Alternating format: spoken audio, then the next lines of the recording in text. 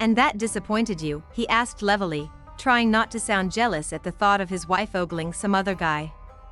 Of course, he had no idea if he succeeded or not, but he hoped that he managed to sound as neutral as he was pretending to be. No, it was more of a scientific experiment. Her eyes were on his lower lip, and he wondered what the hell she found so fascinating about it. Going to a strip club was a scientific experiment?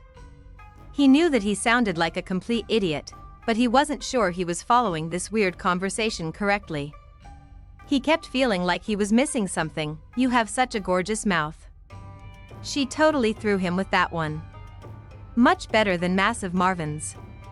Are you going to compare me to this Massive Marvin guy all night? He asked resentfully, feeling ridiculous even saying the stupid name. No, not fair, he'd lose. She went up on her toes and completely slammed him by kissing him. Her arms crept around his neck, and her body was flush against his. He could feel every single curve of her body through their clothes. His arms went around her waist and his hands cupped her firm butt and lifted her until he could feel her feminine heat against his aching hardness. God, it felt amazing having her in his arms again. It would be so easy to strip her naked, push her up against the wall, and, whoa there, buddy. He lifted his head and his hands, raising them up with his palms out in a gesture of surrender, and wondered, with the slightest hint of hysteria, why he was always the one calling a halt to things. One day he was going to give her what she so desperately wanted, and to hell with the consequences. But, he conceded wryly as he looked down into her frustrated face, that day was not today. She was weaving on the spot, and if not for the fact that she still had her arms tightly wrapped around his neck, she would probably have fallen. Babe, you can't keep torturing me like this. He could feel the hoarseness in his throat and wondered if he'd managed to get the words out loudly enough for her to hear. Come on, let's get you to bed. Her expression brightened at the word bed, and Bryce rolled his eyes, dragging her arms away from his neck and assisting her up to her room. After another frustrating battle in her bedroom, where she seemed to have grown at least 6 extra arms and put them to good use, he thankfully managed to get her into bed, stared grimly down at his passed-out wife, his body hard, aching, and heavy with suppressed lust. He couldn't live like this anymore. It was enough to test a saint, and he was no bloody saint. He shook his head in disgust before heading for his usual cold shower. Chapter THIRTEN. When Bronwyn joined them in the sunny kitchen for breakfast the following morning, she was wearing a gigantic pair of sunglasses and moving gingerly, with the caution of someone nursing a hell of a headache. She was dressed in a faded shirt and an ugly pair of sweatpants that had seen better days. Her hair was a complete mess. She tried to swallow down her nausea when Bryce gestured toward a pile of pancakes with a raised eyebrow. Coffee, she grunted as she sat down carefully in the chair immediately to Bryce's right. His lips twitched as he poured some of the hot, dark brew into a mug and placed it on the table in front of her. Kayla was staring at her mother curiously. Mummy sick? She asked worriedly, and Bronwyn shook her head before wincing as the movement set off the annoying little drummer gremlins that seemed to have taken up residence in her brain. I'm okay, sweetie. Her voice was hoarse and she cleared her throat self-consciously before smiling reassuringly at her little girl. Satisfied with her answer, Kayla went back to playing with her food and singing her off-key little ditty. Bronwyn flinched at the noise before daring to glance up at Bryce, who was still watching her quietly. She remembered embarrassing bits and pieces of what had happened after she had returned home the night before and didn't quite know what to say to him this morning. You know, Bron, he said, breaking the awkward silence between them, and she looked up a little too quickly at the sound of his voice. She bit back a groan and looked at him fully, bracing herself for his censure. Yes, she prompted when he remained silent a little too long. I'm all for it if you want to use me for. He glanced over at Kayla before lowering his voice. Sex, as long as we come to some sort mutual of agreement over it. No more of this coming on to me in a moment of weakness crap. At least that way we both know exactly where we stand, and I won't feel like an utter bastard when I act on these mixed signals that you're sending. He made a rude sound, cutting off her apology. Just don't apologize. I don't think I can handle it right now. Bryce, I think that I should move out. Not far from here, close enough for you to have access to Kayla. You'll still have her when I'm at school, of course, and she could have a sleepover here at least once a week. I've been thinking about it, clearly. And it's a workable solution, she continued, ignoring his sarcastic little interruption. One that would suit our lifestyles. And how can you afford a place of your own on the salary you're earning? He looked shell-shocked by her words, but Bronwyn refused to allow her resolve to weaken. Teresa's vehement words the night before had made her think that maybe she did deserve something more than this warped arrangement that he had suggested. Well, you'll have to pay for it, she told him resolutely, and his eyes narrowed. You will pay for my new place, my studies, and child support. I think that it's the least you can do. I don't want hundreds of thousands or half of your company or any other kind of payday, but it would be stupid of me not to ask for your support until after I've finished my studies. I don't want you to move out, he said grimly. I know, but if I don't move out, we'll keep repeating the same cycle. I don't want you, Bryce. But I do, and if I stay here we will wind up in bed together again, and that'll be a huge step backward for us. For me. Bronwyn, what will it take to convince you that I don't want to lose you, or Kayla? That I honestly want to save our marriage? Bryce, there's nothing left to save, she said with a bitter smile. Yes, I'm physically attracted to you, but we can't base a marriage on that alone. That's all you feel for me? Physical attraction, he asked hoarsely. Yes, she lied, happy that the sunglasses hid her eyes from him. What about Kayla? He asked. Kayla will be fine. We'll all be fine, Bryce. Bronwyn. His voice dropped to an urgent whisper, rife with despair. Please, don't do this. Give us a chance. I know that I've done horrible things and behaved reprehensibly, but, she held up her hands, hating to see him beg and knowing that if she allowed it to continue, she would cave. Bryce, you've hurt me and I'm finding it a little difficult to move on from that. She removed her sunglasses, grimacing a bit as the bright light burned into her retinas, but she wanted him to see the truth in her eyes. I'm trying to forgive you, but I'm only human, and the mistakes you made were enormous. Try seeing it from my point of view. Try to imagine how it felt to be so completely rejected for getting pregnant. Imagine how lost I felt when you didn't call, when you refused to take my calls, when you seemed to reject me at every turn. He opened his mouth to say something, but after a quick, painful breath closed it again, and he allowed her to speak.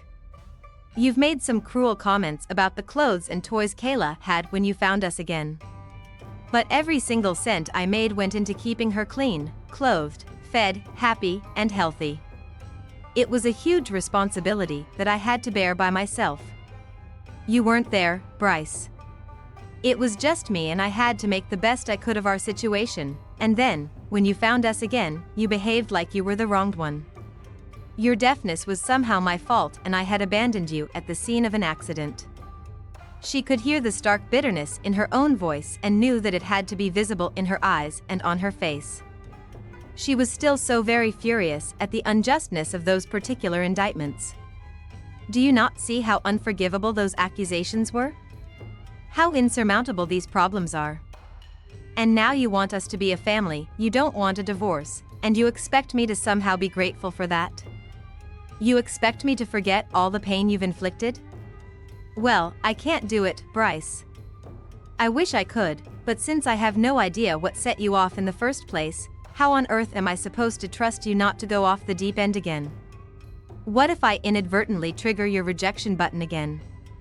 I can't live with the uncertainty. I don't want to, and I refuse to allow my daughter to experience the same pain and confusion. I know I've said it before, but I'm also heartily sick of your secretiveness, Bryce. This situation has made me recognize how much you've kept from me. You're completely closed off, and that's not something that's only recently developed. I've come to discover that you've always kept things from me, and I don't even care what those secrets are anymore.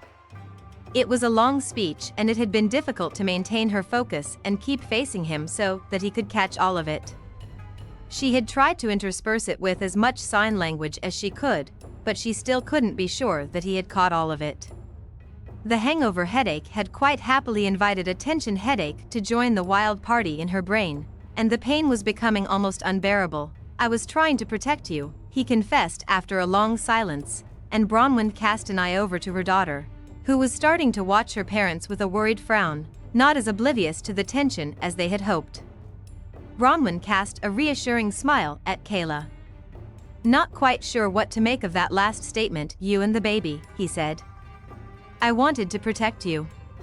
Protect us from what, Bryce, she asked, combining the spoken words with broken sign language to convey her frustration. Every little bit that he so begrudgingly revealed made her recognize how very much he was still keeping hidden from her. She'd seen only the very tip of this iceberg, and she was astounded by her own former ignorance. How had she never recognized the magnitude of this problem? She had been so blinded by her love and happiness that she'd never known what an unhappy and troubled man her husband was. She had been so naive and stupid. From what, she asked again, and he shook his head helplessly. Why did you react that way to the news of my pregnancy? He sighed deeply and the sound seemed torn from the depths of his chest. His eyes were stark with unhappiness and fear. He shook his head again before pushing himself up and dropping a kiss on top Kayla's head. The little girl managed to smear some scrambled eggs across his cheek, but he didn't seem to notice as he straightened up to look at Bronwyn again. The naked vulnerability on his face tore at her heart and she bit the inside of her cheek to prevent herself from blurting out something stupid. Something like she loved him or that she would stay. She felt like she would do anything to wipe that look of utter isolation and agony from his eyes. I'll get my assistant to look into viable homes for you. Once we've compiled a list of possibilities, you can decide which one suits you best. He turned and walked out of the room, leaving Bronwyn feeling wrung out and deflated by the hollow victory. Bryce waited until he was safely back behind the closed door of his study before bending at the waist and inhaling deeply as the consequences of his promise hit him like a freight train. She was going to leave him and he was going to let her because she deserved her freedom, because it was cruel to saddle a vibrant and affectionate woman like her with an emotionally crippled husband, and most importantly because he still didn't know how to explain his actions on that long ago night. A baby, Jesus God, he had thought. He wasn't ready to be a father. He would be terrible at it. He would be like his own father, abusive, mean, and absent in both heart and soul. He couldn't have a child yet, not until Bronwyn healed him some more. Over the last couple of years, she had been a balm to his restless and damaged spirit. In time, her gentle calm and kindness would have spread to him, would have seeped into his soul and made him the kind of man that he longed to be. He would have been ready to be a father then, and responsible for a brand new life. And yet she was pregnant now, she had his baby inside of her at this very moment. His breath hitched on a sob as he saw her in his mind's eye, getting rounder, softer, her breasts growing full and heavy with milk. He saw her giving birth, saw their baby, angry, red, naked, and crying, and loved it with all his heart. He wanted that life with his entire being, not just the two of them but the three of them, a family. Yes, he wanted that life badly, and with Bronwyn by his side, he was almost certain that he could have it. He wasn't his father. He had practically raised Rick without harming a hair on his head, so why would he be any different with his own children?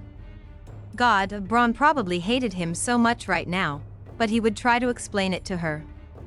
Maybe he could finally tell her about his father and she would understand. She wouldn't think he was a monster just because one had sired him. She would forgive him.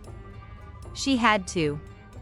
Surely she loved him enough to forgive him. He was already back on his feet and ready to go talk to her when he heard the engine of her BMW roar to life, followed by the unmistakable sound of tires squealing in the driveway.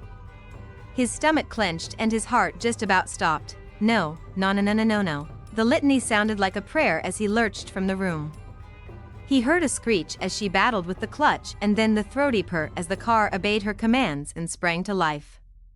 He was just out of the front door when the car went hurtling out of the driveway. God, please, he begged as he turned back and palmed his own set of keys from the table in the hall before diving for the Maserati that he had left parked in the front. She wasn't a good driver, and she usually battled with the curves on the steep, winding road. He followed her at a distance, careful not to spook her, He could see her taillights a few bends down and knew he would be able to catch up to her in his faster car. He only prayed that she didn't misjudge a curve and get hurt. God, he would die if she were injured or if the baby got hurt. She would never forgive him if anything happened to the baby, would never believe that he wanted it as much as she did but had just been too damned cowardly to admit it. He wanted them safe. He wanted them with him. He would give anything in the world to take back the last half an hour. He was petrified that when he managed to catch up with her, she wouldn't want him anymore, wouldn't love him anymore. He couldn't live without her love. All that stupid, overwhelming tenderness he had told himself he felt for her, how the hell had he not recognized it for what it was? The road was leveling out when it happened. A young couple, hand in hand, stepped into his path. They were so absorbed in each other that they didn't see him coming. He swerved to avoid them and went off the road. He had just enough time to feel gratitude that he had left the steep curves behind him before the car flipped and rolled several times. He was briefly aware of feeling excruciating pain everywhere, and his last thoughts before he passed out were regret that he might never see his baby and absolute terror that he might never hold Bronwyn again. When next he opened his eyes, it was to profound silence. He gradually came to understand that he was hanging upside down and held suspended by his seatbelt. He blinked at the gathering crowd outside the car, and the first face he saw clearly was hers. He smiled, relieved that she had come back, but puzzled by the complete lack of emotion on her face. Bronwyn. He felt his lips form the word but couldn't hear it. It was incredibly quiet. He hadn't expected an accident scene to be this deathly silent. He tried again, called her name, and felt his throat tighten and hoarsen as he kept calling and calling without once uttering a sound. She didn't move, she merely watched him, and he went cold with dread. She hated him. God, he had known that she would eventually hate him. He had always known it. He had spent the past 2 years waiting for her to fall out of love with him. He wasn't good enough for her love. Some part of him had always known that the son of a monster didn't deserve such a glorious creature's love. Still, he begged and pleaded with her to come to him. God, she was so lovely. He adored her in that dress, he always had. But she had ignored him. She had turned around, walked away, and left him in pain and in silence. 5 days after Bronwyn's devastating announcement, Kayla was sitting in a patch of late autumn sunshine in the conservatory with her daddy and happily playing house with her dolls and tea sets. She was dressed in a pink princess costume and those ubiquitous red sneakers that she so loved. Bryce had brought his laptop upstairs and was sitting on the heated tile floor next to her, enjoying the sunshine as he read and replied to his most urgent emails.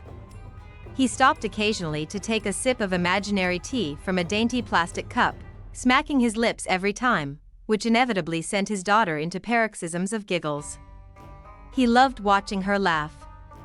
She looked exactly like her mother when she laughed so unreservedly. Bronwyn used to laugh like that. She'd put her entire body into it as the laughter worked its way out from her belly. He couldn't remember the last time she had laughed like that and felt a pang of regret at the loss.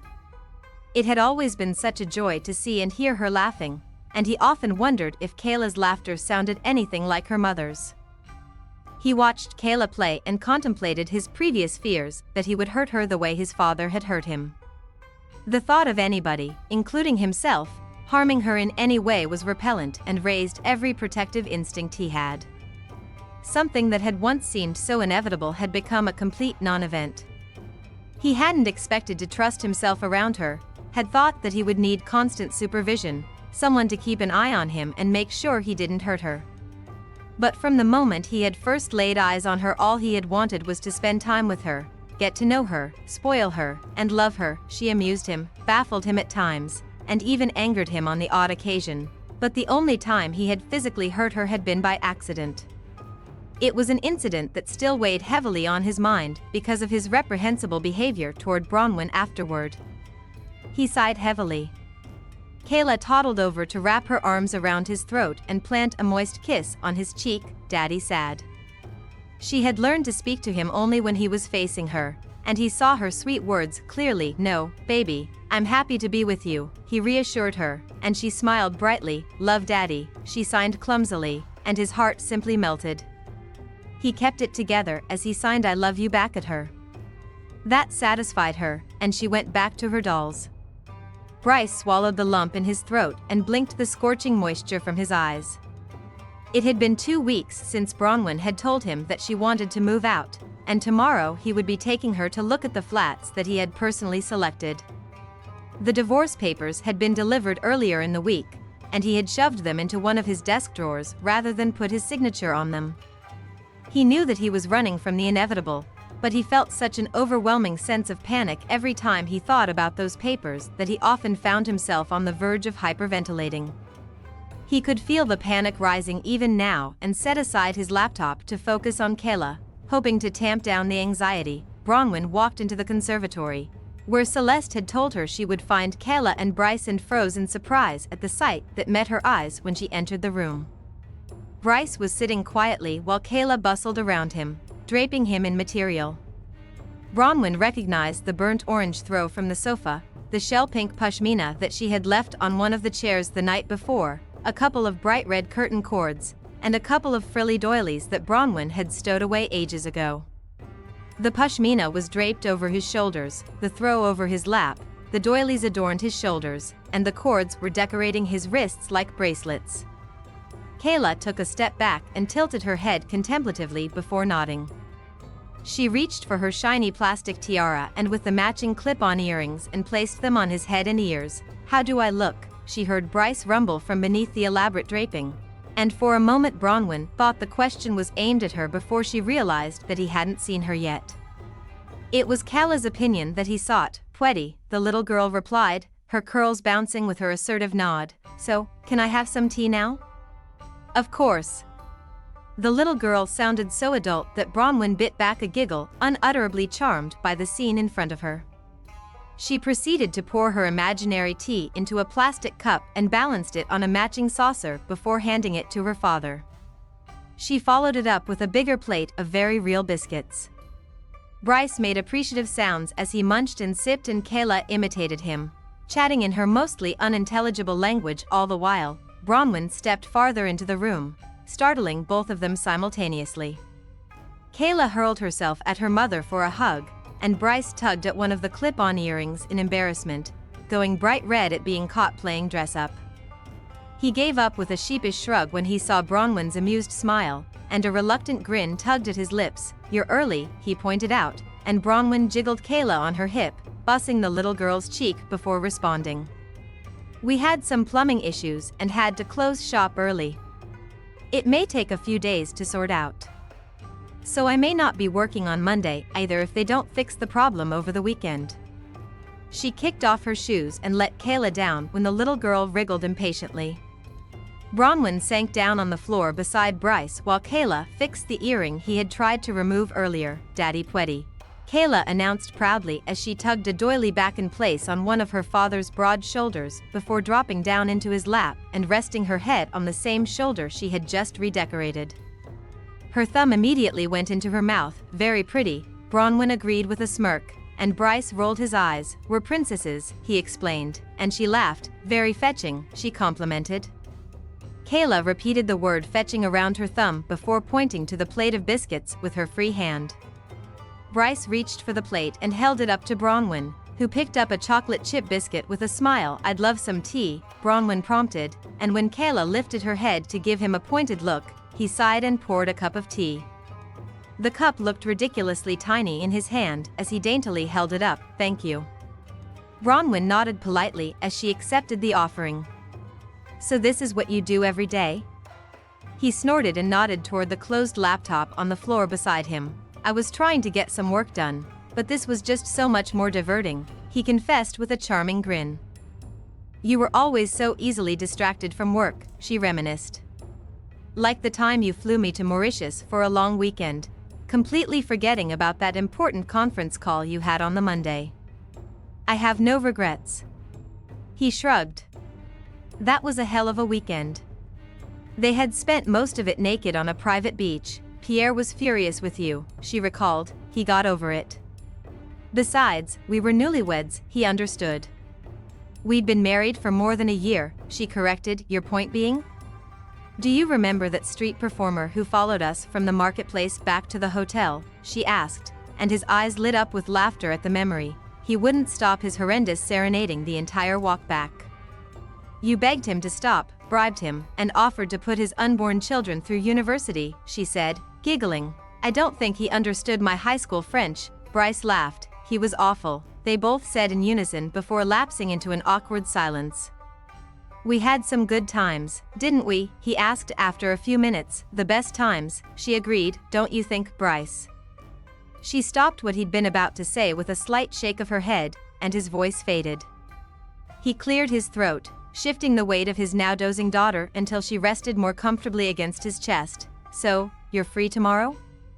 She nodded in answer to his question. "Well, I've selected a few flats for you to view tomorrow. I'll shift the appointments to the morning, so you can have the afternoon free." "Thank you." There was really nothing more to be said after that. Of course, each place he drove her to was more extravagant than the next. Accommodation in Camps Bay didn't come cheaply, and judging by the sizes of the so-called townhouses he took her to, none of the places would range anywhere under 8 figures. Since they were remaining in the area, he'd told Cal that he wouldn't be needed, and for the first time the family found themselves completely alone. It was an almost novel sensation for Bronwyn, who had gotten so used to the silent, hovering presence of the security guys that she felt inordinately exposed without them at first. But she soon got caught up in the whole flat hunting experience. "Bryce," she finally spoke up when she found herself standing in the living room of the third mini mansion he had taken her to. "These places are all much too big." He frowned at that and shook his head. "I chose them because they all have both ocean and mountain views," he explained quietly. "I know how much you love both. And this one has a patio and garden. You enjoy gardening. You haven't had much time for it recently, but at least you'll have the option." The next place on the list has a garden and a secure playground for Kayla. The pool is fenced in and there is ample room for a pet if you ever decide to get that dog you've always wanted. She hadn't known that he had personally researched every place that he was showing her. She had assumed that he would pass the task off onto his assistant, but the level of care and consideration he'd put into this task, despite his clear reluctance to have them move out, was touching. She didn't know what to say and swallowed heavily before turning away to shakily caution Kayla not to run too fast as the little girl careened from empty room to room. "The master bedroom will get the sunrise in the morning," he continued after clearing his throat awkwardly. "And the living room gets the sunset. I thought you'd like that. You didn't have to go to so much trouble, Bryce. I know that you don't want us to leave. I didn't expect you to put so much work into this. If you really have to leave me again, Bron, I want to know that you're safe, happy, and well taken care of.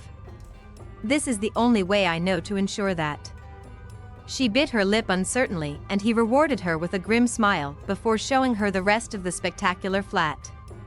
By the time 12 o'clock rolled by, he'd shown her 7 places, each one less than 5 minutes drive away from his house. He clearly meant to keep them close by. "I chose this one because I thought you'd like this," he told her as he led her to the second floor of the last place.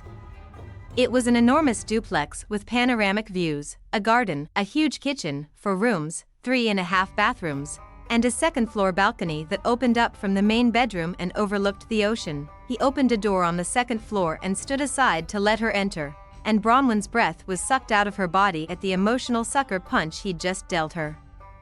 It was a small, beautiful conservatory. 2 walls and half of the ceiling were made entirely of glass, one side facing the ocean and the other the mountain. It was absolutely beautiful. Her eyes flooded with tears as she realized that Bryce had chosen this place because he knew how much she would miss their conservatory when she moved out of the house. "Do you like it?" he asked, standing behind her as she automatically walked toward the window overlooking the aquamarine ocean. "It's beautiful," she whispered hoarsely, blinking back tears, before realizing that he couldn't see her lips. She nodded, keeping her back to him. "I knew you would." His voice sounded empty and she turned to see him reach for his cell phone and tap out a message to someone. Once he'd completed it, he looked up at her with shadowed eyes. I've contacted the estate agent to let her know that I'll be making an offer on this place. But it has a garden, views, a fully equipped kitchen, a fenced-in pool, it's close to the stores and schools, and of course you'll have your own security detail. It also has this, he indicated one of the floor-to-ceiling glass walls. It's perfect for you. She nodded miserably, watching Kayla tug at her father's trouser leg as she tried to show him something that she had spotted through the window. Bryce looked down at his daughter before dutifully following her as she tugged him toward whatever had caught her attention. Bronwyn furtively swiped at a few errant tears and moved over to join them at the window.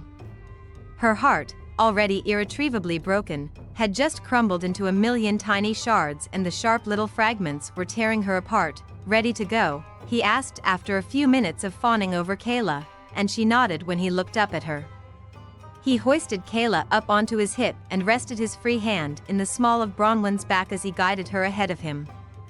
She expected him to drive them directly back to the house, but instead he detoured down to the beachside restaurants that dotted the Camps Bay coastline, stopping outside one of the smaller places. Bronwyn gasped when she recognized it, and her eyes flew to his profile. Why was he bringing her here? I thought we could grab some lunch, he explained, throwing her an enigmatic look before unbuckling his seatbelt and climbing out of the safe-as-house's Audi that he now preferred driving. He rounded the bonnet of the car and held the passenger door open for her. She unbuckled her own belt and reluctantly got out of the car. He had Kayla out of her car seat before Bronwyn could react, and he once again placed his hand in the small of her back in order to gently steer her toward the familiar restaurant. Bryce. She resisted and looked up at him with pleading eyes. I don't want to eat here. I've already made a reservation and every other place will be packed at lunchtime on a Saturday.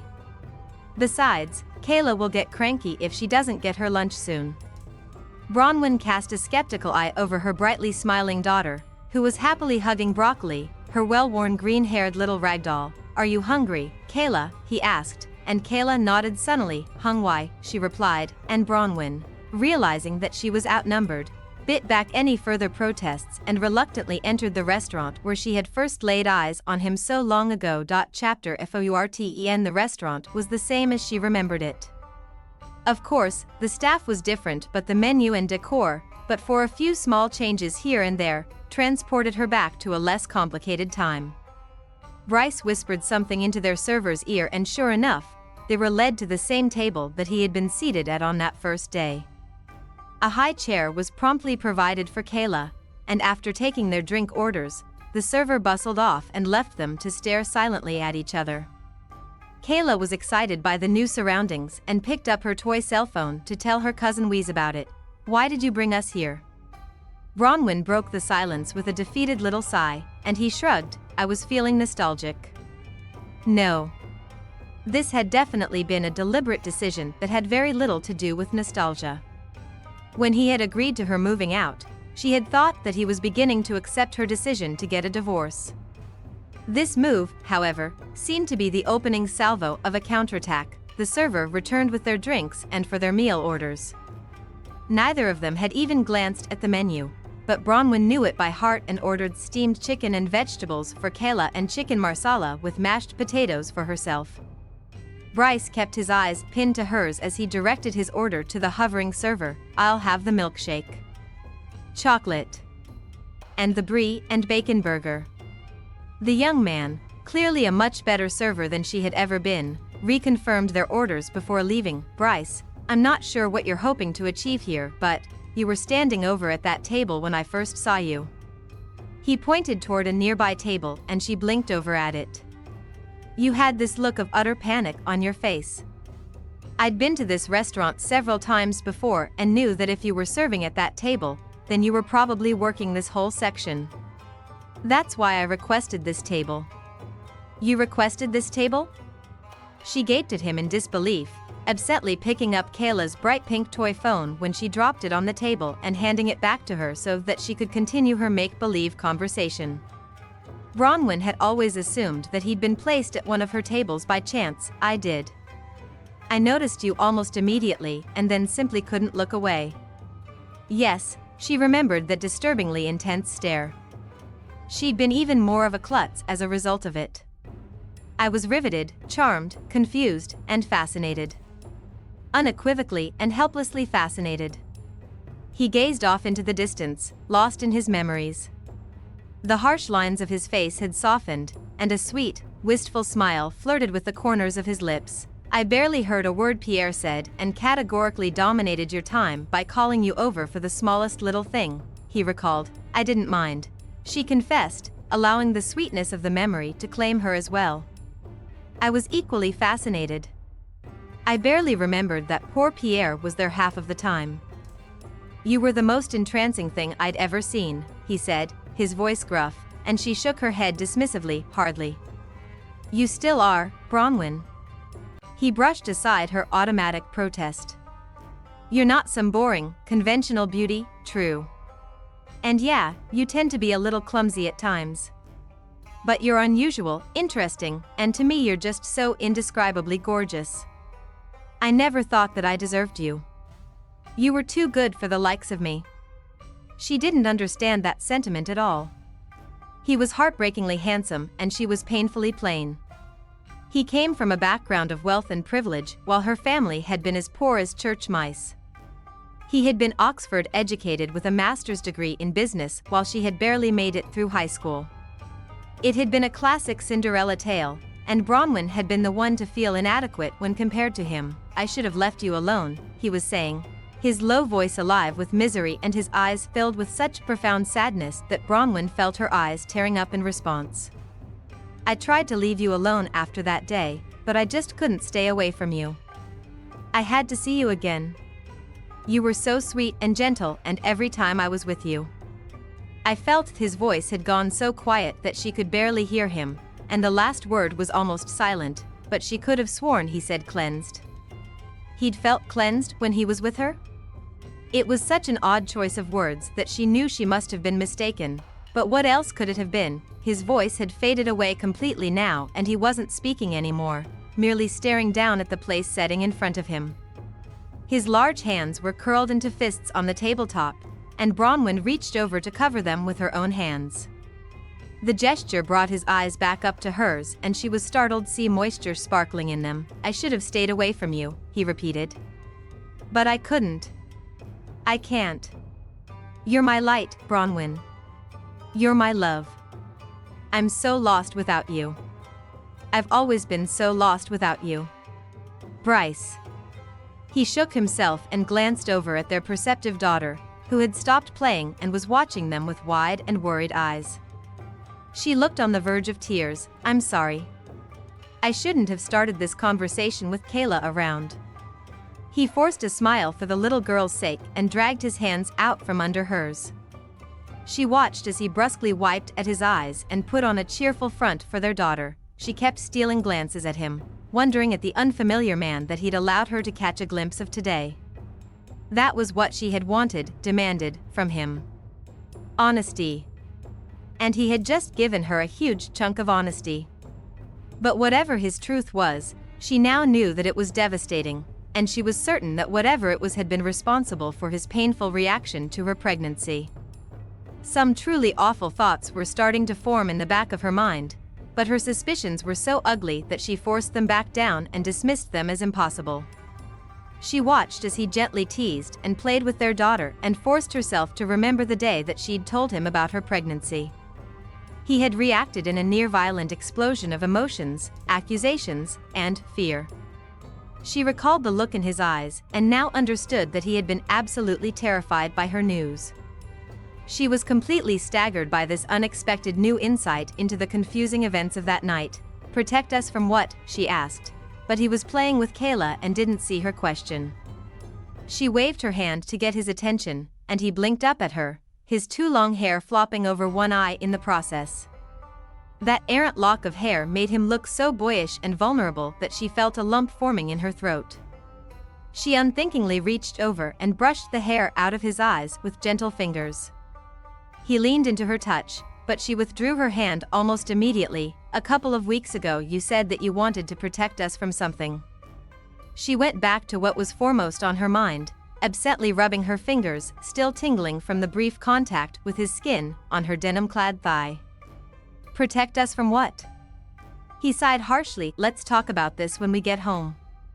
I was stupid to think this could be the place for that discussion, he deflected cryptically, and her brow furrowed in frustration. She was sick of the diversions and delays. The conversations that started but never seemed to finish. She picked at her food after it arrived and made sure that Kayla ate hers with as little mess as possible. The little glances she sent Bryce's way revealed that he was merely toying with his food as well. Do you remember our first date? He asked her, and she smiled at the memory. How could I forget? She said, recalling. You showed up here at the end of my shift, asked me out, and spent the rest of the evening lecturing me about crime and safety. He snorted. We also talked for hours about our favorite movies, music, and books, he reminded. Yes. And all the time you kept staring at my mouth. She hadn't meant to say that, and when his gaze, which had already been fixed on her mouth, went blistering hot at her words, her breath quickened and the residual tingling in her fingertips spread like wildfire through her body before gathering in the sensitized tips of her breasts. Her bra felt uncomfortably tight, and she could feel the blood slowly inching into her cheeks. You wouldn't believe the fantasies I was weaving around that mouth, he said absently, licking his lips as if he could taste said mouth on his tongue. And those mile-high legs of yours. God, I could picture them wrapped around my waist or thrown over my shoulders. Both scenarios had come to fruition the first time he'd gotten her into bed. Her breathing quickened even more as she remembered that particular night. He had been insatiable and so very creative. God, she missed him in her bed, in her body. She shook herself, tossing a guilty glance at her daughter, who now had her toy phone pushed up against the side of Broccoli's head so that the doll could speak to Reese as well. The girl caught her eye and smiled. Firsty, Mummy. Bronwyn sneaked a little peek over at Bryce and could see that his own cheeks had gone a dull red, his pupils were dilated, and his breathing was labored. She recognized the signs of his arousal immediately and knew from the way he shifted in his seat that his jeans were getting a little snug in the crotch area. God, this wasn't helping their cause. She had to control herself. She couldn't seem to keep her hands off him for the most part, and it wasn't doing either of them any good. She looked away from him, trying very hard to ignore what was happening to both of them, and smiled down at her daughter, who was starting to look a little grumpy at being ignored. Okay, sweetie, she placated. Do you want water or some juice? Duce, Kayla demanded, and glared defiantly back when Bronwyn leveled a reprimanding stare at her.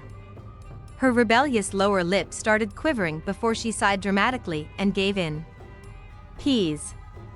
Duce peas. Good girl. Bryce, who seemed to have gotten a modicum of control over his body, praised her in a hoarse voice. He flagged the server over and nodded at Kayla. When she understood what her father wanted her to do, her tiny chest puffed up with pride, and she smiled winningly up at the younger man. Duce peas. The server grinned, orange or apple. He wisely gave her only two choices, and she opted for the apple. When the man trotted away, Bryce looked meaningfully over at Bronwyn. You know that I'm as hard as a steel pipe for you right now, don't you? Bryce, she squeaked, tossing a scandalized look over at Kayla. The little girl was oblivious to them and craning her neck to see where her new friend, the server, had gone, and it's always been that way between us. From the very beginning, he pointed out, ignoring her shock. That's another thing I never told you. While I was riveted, charmed, fascinated, and all of that, I was also turned on beyond belief. Aside from not wanting to leave when Pierre did, my body didn't give me much choice in the matter. I was pretty much incapable of standing upright without shocking every damned person in here that day. Every time I thought I had it under control, you'd smile or something and I'd go to instant attention again. I had a terminal case of wood for most of the first year of our marriage, as you know, but in those first few months it was damned near impossible to control. I was like a horny teenager with you.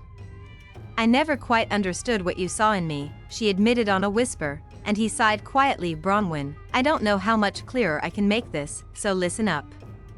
To me, you are stunning. Sometimes I can't stare at you for too long because it almost physically hurts me to look at you. It's crazy, My chest tightens and burns to the point of actual pain until I remind myself to breathe. He smiled bittersweetly. That has happened more often than I care to reveal. You're so lovely that something as fundamental as breathing becomes damned near impossible around you. She searched his harsh face for any sign of deception, but his strong jaw was clenched, his eyes almost hard, and she knew that it couldn't have been easy for him to reveal that particular tidbit to her. She really affected him that strongly. You've stolen my breath on numerous occasions too, you know, she confessed, reaching over to stroke his jaw. The server chose that moment to return with Kala's apple juice, and Bronwyn's hand dropped down to the table, where she started toying with her dessert spoon. She thanked the server for the juice and reached into the baby bag for Kala's sippy cup. After transferring the juice from the glass into the cup, she screwed the top on tightly and gave it to Kala, who was not very happy about having the grown-up glass confiscated. She refused to take her juice from the sippy cup, and Bronwyn gave her a sip of the leftover juice in the glass. She refused again and tried to take the glass from her mother. When Bronwyn moved the glass a safe distance away from her, she started kicking up a fuss. She was showing all the telltale signs of a toddler in desperate need of a nap and on the verge of a tantrum. Bronwyn had only to glance over at Bryce before he summoned the server over for the bill. Their conversation was put on immediate hold as their parental roles took precedence. They packed up and left the restaurant pretty quickly, and as he drove them home, with a crying Kala strapped into her car seat, Bronwyn felt a pang of regret over yet another unfinished conversation.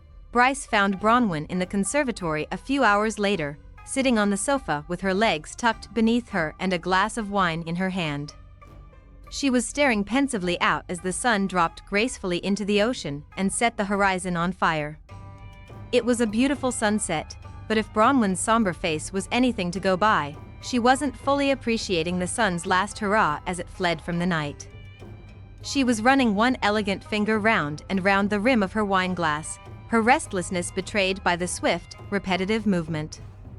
Bryce glanced down at the sheaf of papers he held in his hand and shut his eyes as he sent an uncharacteristic and desperate prayer to a god he hadn't really acknowledged since he was a boy.